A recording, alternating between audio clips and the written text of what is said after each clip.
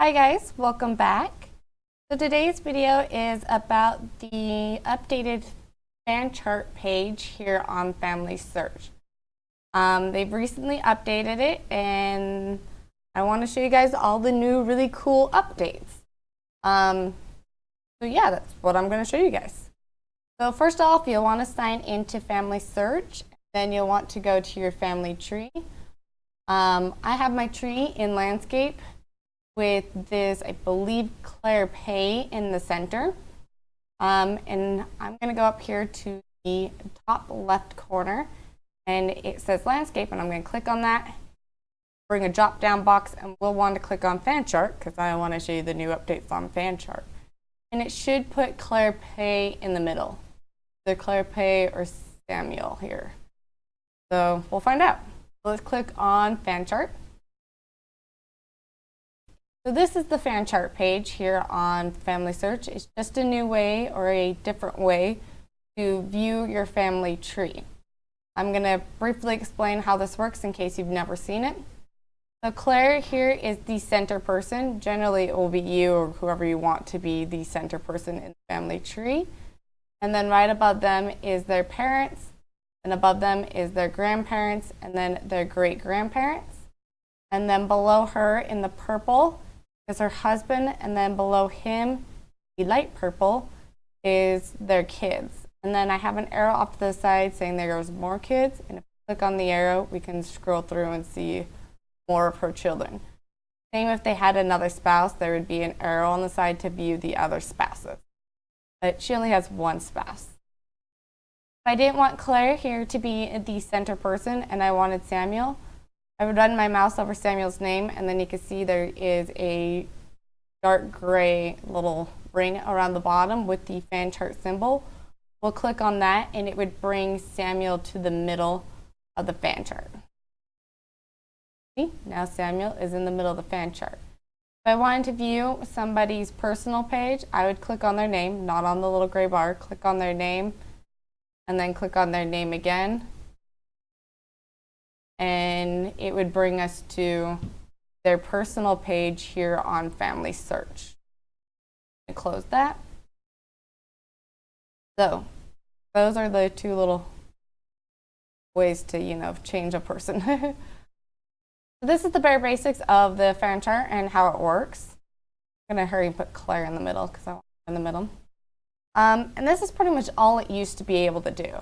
It kind of infuriated me because if I'd go up here to the top right and click print, it'd pull up this PDF file of Claire's fan chart or her family tree. It shows 7 generations. See, 1, 2, 3, 4, 5, 6, 7 generations. But if you go Familysearch, it's only 4 generations. So this used to kind of make me very, very mad because turn off 7 generations, I use 7 generations. Well, they've changed that factor. So right here, next to the fan chart in the upper left corner, it says generations, and I can click on 4 generations and view 4, click 5, view 5 generations, 6, or 7. So that's really, really cool. That they allow you to view 7 generations, 4 to 7 generations, where they used to not let you do that before. I really, really enjoy that. I think it's super cool and super awesome. So some new updates with the fan chart too. Pretty much everything up here in the top left corner. So we have family lines, which is what we used to see. And now we have birth country, sources, stories, photos, research helps, and ordinances. We used to never have these, and I think it's so cool because now I can go to the fan chart and view any of these and see what work needs to be done on my family tree, whether it's me in the center or an ancestor down the line, and I can see what work needs to be done with my fan chart. And I will show you how.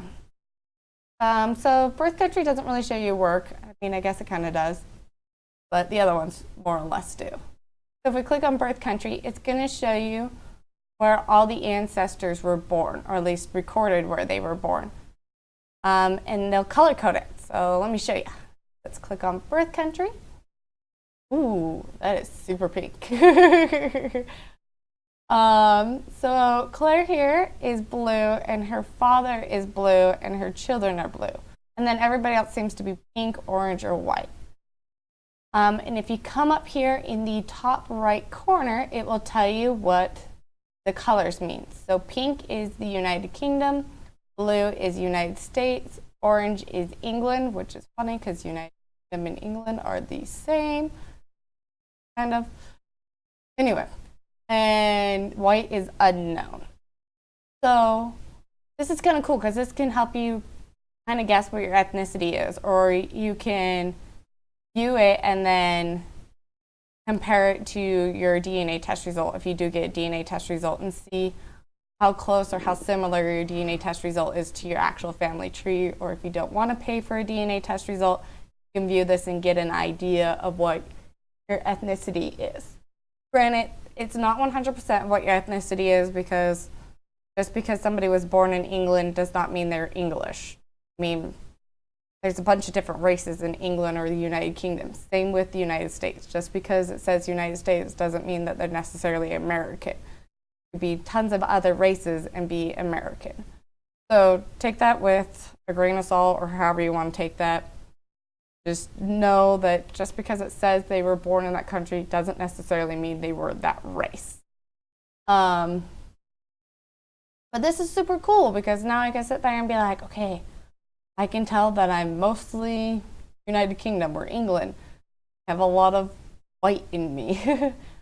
But then I can also see that like this Thomas Pay and this Anne and Roger and Charles and Mary, they don't have their birth countries written down. And I should go and look into that. Go and see if I can find any sources proving where these people were born. So it does show me a bit of what work needs to be done, but not as much as the other segments will. So this is super cool and fun and exciting. This is just cool. So coming back up here to the left-hand corner, next on the list is sources. So I clicked on that, and now it's showing us a lot of yellow. Oh, like a ray of sunshine. It's hopefully on your fan chart, it's a ray of sunshine. So going back up here to the top right corner, it's going to show you what the colors mean. So white is 0, a lightish, dingy-ish yellow is 1 to 4, a slightly darker yellow, but lighter than the orangish yellow, is 5 to 9 sources, and then anything dark yellow is 10 sources. That means that all these people who are dark yellow, almost an orangish color, are people who have 10 or more sources connected to them. And then these lighter ones like Mary and Anne and Giles and other Anne and Hannah and Thomas, they have 5 to 9 sources connected to them. And then these lighter ones over here like Alice, Thomas, Catherine, John, and Mary, they only have 1 to 4 sources connected to them. And then George here and Robert and William and other George don't have any sources connected to them. So once again, like I was saying earlier, it shows me that I don't really need to connect a lot of sources to these people. I mean, if there is sources for them, I will connect them because it's great to have more information and more sources to prove the facts and learn more about my ancestors. So I would connect them if I had the chance to add more sources. But it tells me that I need to spend more of my time on these lighter colors or ones that don't have any color, because they don't have as many sources, and we should try to find more information about them to prove the facts and learn more about these ancestors. So I should spend more of my time and energy on these guys. And I love how they have this section now, so I could be like, hey, Robert here, he doesn't have any sources. I need to go spend some time with him and learn more about him and see if I can connect any sources to him and figure out why there's not any sources for him. I just think this is cool because I could spend my time adding more and more information about Claire, which is great and all, but I should really be spending my time and energy towards people who don't have as much information connected to them. So back up here to the box on the left-hand corner. Next is stories. Ooh, Okay, hopefully yours looks like a beautiful ray of yellow sunshine. If not, probably look like mine, and it's a little sad and depressing. So back up here to the right corner, it has the same pretty much scale of the white to the darkest yellow orange and what the colors mean. So apparently I have a lot of work to do, and I have a lot of stories I'll need to try to find and connect to these guys. Granted, most of them are the 1700s and back, which could be like possible to find stories for them. I'm here closer to more modern day times, which is Claire. She's born in the late 1800s, and realize she doesn't have that many stories about her versus like her grandfather, so that I can spend more of my time and energy trying to find at least a bit more about these people. So it's pretty much like the sources where you can sit there and see where you're failing and where you're not failing, or where you're putting too much time and energy. Granted, once again, if you have stories, connect them, even if the person has more than 10, because it's great to always have more. But yeah, hopefully yours doesn't look as bad. This would be more beneficial if you had you as the center person. I don't, because I'm trying to keep my family life private. So, but coming back up here to the left-hand corner, next is photos. So, okay, my photos are a bit better than the stories. And then coming back here to the right-hand corner, the coloring is still pretty much the same, white being 0, the orange is yellow being 10 or plus, and scales of yellow, the shades of yellow being different scales. So once again, this would be more beneficial if I was in the center, because I could see who needs more photos and who doesn't have enough photos, or who has more photos and who doesn't have any photos. I think that's what I'm trying to say. Versus having Claire, who's older, be the center person, because obviously, once again, these people from the 1700s, I'm not going to get a picture for them, because A, cameras weren't really invented yet, and B, by the time they were invented, it was just so dang expensive to get photos that people very rarely got a photo, or if they did, it was one photo for their whole entire life. And who knows if that photo got destroyed or even was kept as time went on. So it's going to be harder to find photos for people further back in time, but I can still sit here and see that, oh, Claire has a lot of photos, whereas her grandpa and her great-grandparents don't have as many. Same with her kids, don't have very many. And I need to spend more time trying to find some for Anne or Albert, and not spend as much time trying to find more photos of Claire. So once again, it shows you kind of where you need to spend your time and energy. I love this update. Best update. Okay, so this was the update that they updated in October 2018, and actually in January 2019 they added these last two sections. So super cool. I haven't really seen these ones yet. So next on the list is research help. So this is kind of cool, because this shows you where you have problems in your family tree. So all the red ones are data problems. So pretty much they're either their birthday, death date, or place of birth or something like that isn't standardized in the Familysearch system. You may think that's really stupid and ask, why are we standardizing these things? We have to standardize these things so they're easily searchable. If people kept putting in dates in, and they kept changing how the way they put the date in, such as, putting in dashes or slash, or the little slash, or putting dec instead of December, or putting in the month before the date or the date before the month. So many ways to write out the date. If everybody didn't put in the same date, then the computer system wouldn't know how to register it, and it would get confused, which is what's going on now. So if everybody puts the date in the same way, then the computer system won't get confused, and it can search these things and be like, oh, look, there's some records that might possibly be connected to your ancestor, and I can tell by the name and the date and the place. So And the same goes for places, as everybody puts a place in a different way and just put like the city and the state and the country, or just put the country in and then the city, then the computer's going to get confused. So we need to all put it in the same way, and that's what's called standardizing, is just making sure all of the information is the correct way that Familysearch wants it to be, so that it's easily searchable, and their system can recognize it easier.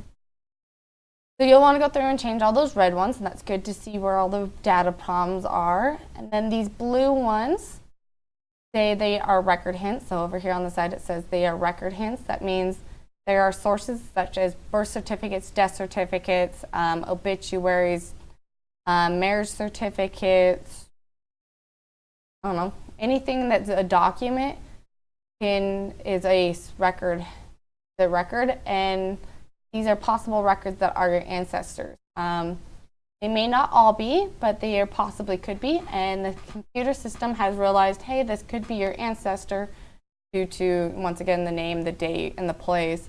They are similar, so they think that it might be your ancestor, and they want you to go through and make sure it is your ancestor and connect that source to them so that we have more information about your ancestors. But like I said, they're probably not all them, and if it isn't them, then you can say this is not my ancestor, and then the computer will know and we don't have mixed information. And then these purple ones are research suggestions. So generally research suggestions are, oh, this person, was 40 years old and they didn't get married. They probably, or, they have a gap between their kids, or they, were 40 without kids, but they were married.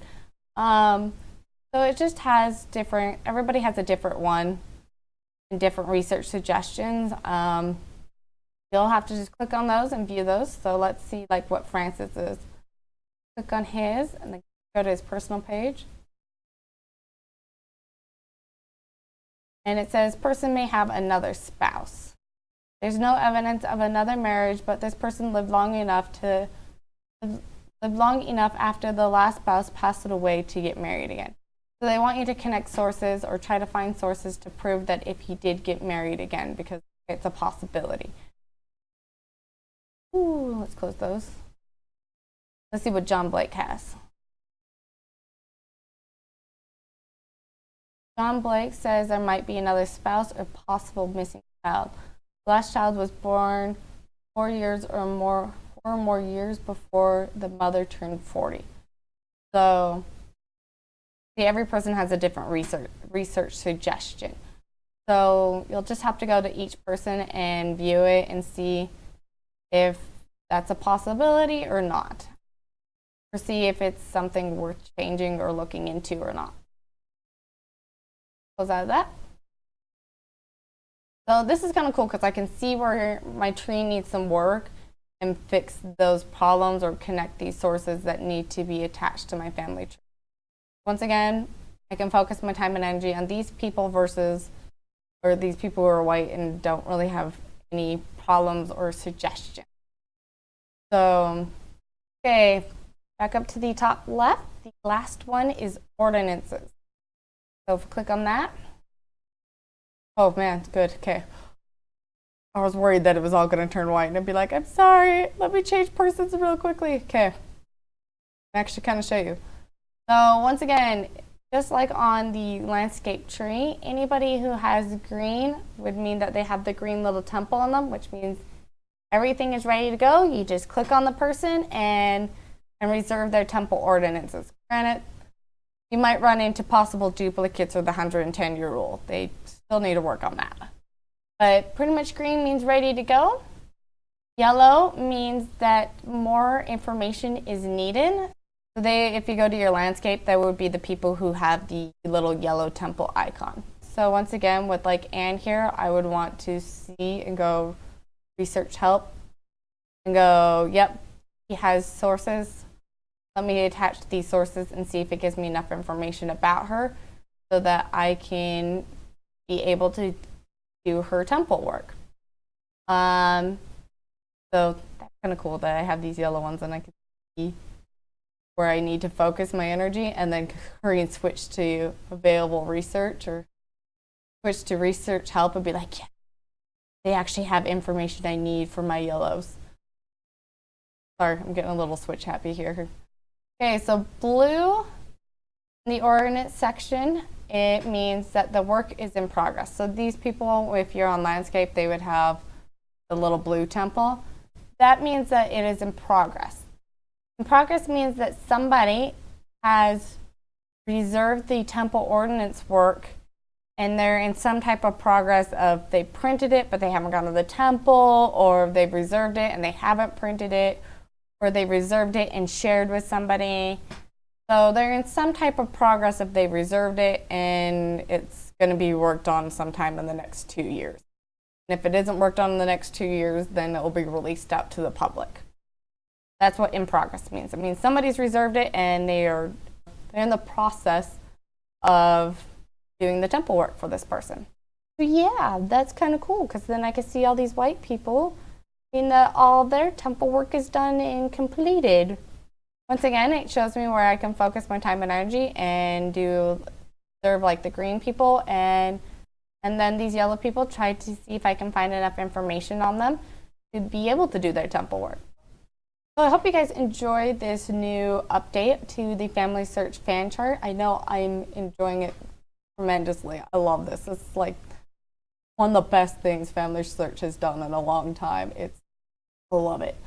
But I hope you guys take the opportunity to view it on your family tree and, explore it and figure out where you need to do work or where you don't need to do work, and what your ethnicity is possibly could be, or what ordinance work that needs to be done, or whatever work you want to look at. Go and look at it on your family tree and enjoy it and figure out if it's something for you or not. So anyway, I hope this video was helpful and you guys enjoyed this video. If you guys have any questions, please comment below. I will try to get back to you as soon as I can. If you guys have any suggestions on anything else I should film, please also comment below. And I hope you all have a beautiful week. Bye.